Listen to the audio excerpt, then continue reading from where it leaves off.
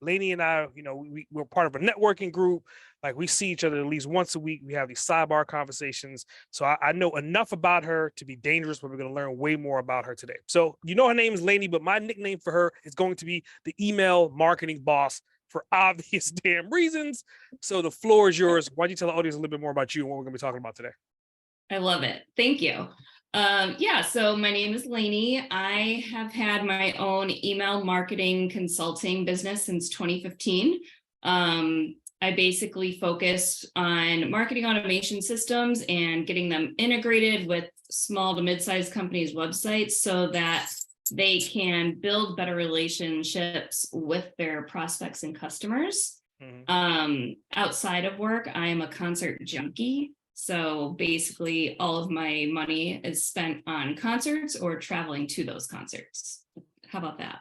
All right. So like, do you have like little Easter eggs inside of your email campaigns that have like secret addresses of where you're going to be in the next 30 days kind of thing? Do you put Easter eggs in your emails?